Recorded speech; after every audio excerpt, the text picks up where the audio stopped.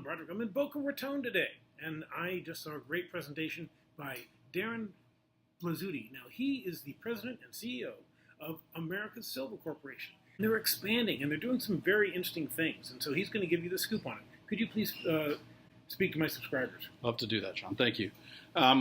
Well, the company is a producing silver company. We have mines in both Idaho in the United States and Sinaloa in Mexico.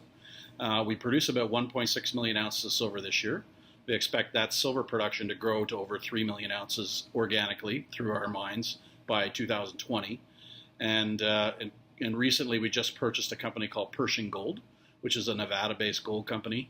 That's a shovel-ready, permitted gold project in Nevada that we expect once we close in early 2019 to announce a financing to build that mine. It'll be just under $30 million, and that'll add about 90,000 ounces of gold a year on top of our 3 million ounces of silver.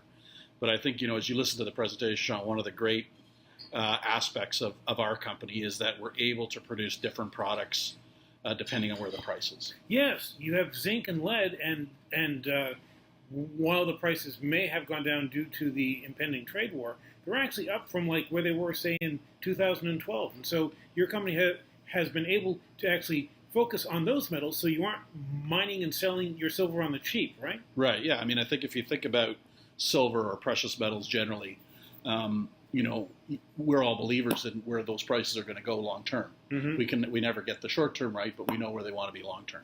So our view is when it takes you to develop, to discover, to drill out, to develop, to permit, to operate, to make no money on those kind of assets or to make $1 an ounce is not the right strategy for our shareholders. So what we have is a very big asset base, 100 million ounces of silver between proven and probable reserves and measured indicated resources. We have 1.1 billion pounds of zinc, and we have about 800 or 900 million ounces of lead. And so that's what God blessed our company with and what's in the ground. And our view is we're going to make the most amount of money. And so if you see silver's gone from $35 down to $14 since 2012, well, lead and zinc are both gone from 80 cents. They're both, at one point this year, zinc was at $1.60 and lead was at $1.20. Mm-hmm. And we think those prices will come back post-Chinese trade war, and we'll make a lot of money. And what that allows us to do is leave that really valuable silver in the ground for when we see better prices, so that when prices come back, we don't have to buy other companies. We just produce our own silver. Mm-hmm. And in the interim, we put money on the balance sheet to build those kind of assets out. And that was kind of the genesis behind looking at Pershing Gold acquisition, because in silver, it's very difficult to make money at $14 an ounce. Yes. There's just very few silver companies. Pan American, obviously, biggest company in the industry, it makes a bit of money. Fortuna makes a bit of money, but all the other guys are really struggling to make anything. Mm-hmm. Costs are higher than the silver price today. So our view is we keep that silver in the ground, we make money on the lead and zinc, but then we found a precious metal asset in Pershing Gold, which has an 85% return on its project.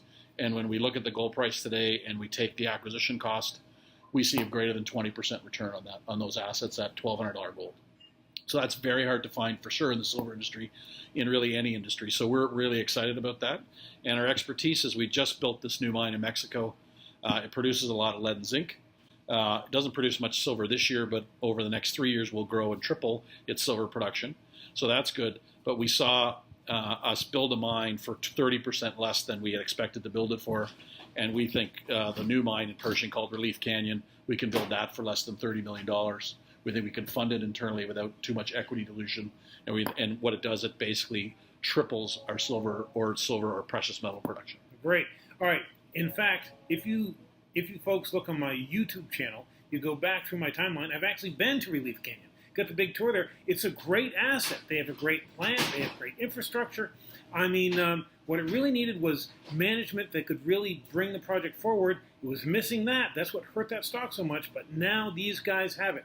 And they know how to bring projects into production. They've done that over and over. They've also taken projects which were losing money, and they know how to make the hard decisions, the smart decisions, to actually turn those into projects that make money, which are nice things that you want to see in a mining company, and sometimes a bit rare. So that all sounds good. Where can folks find your company on the stock market?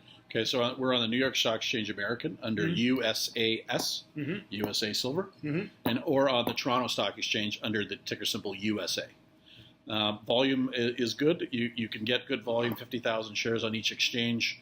And again, I think it's only going to get better liquidity as we bring a gold asset on with the Pershing deal. Okay, great. Is there anything else you'd like to add before we go? I think the one thing that I think we've talked about a little bit, but we haven't mentioned is, you mentioned it just a second ago, was that we bought the 2 highest cost silver assets in the world. Back in 2012, it was U.S. Silver. Back in 2014, it was Scorpio Mining. Very high cost, but they had huge resource bases. Mm-hmm. So the advantage of those resource bases is what you've seen. We've taken the highest cost silver assets in the world, and in 2018, we'll believe we'll be one of the 3 lowest cost silver producers in the world. So we've managed to fix those assets, use the optionality in the ground to create a better asset base for our shareholders, and we think we're going to be able to do the same thing with Pershing. We're going to be able to build it very efficiently and on time. And you think that project will go into production, say, a year from now or so? So we think if the deal closes at the end of January, we hope to be in construction in the spring, pouring gold by October, November next year. Okay, great. Sorry, 2019. Yeah, all right. Well, that's all my questions.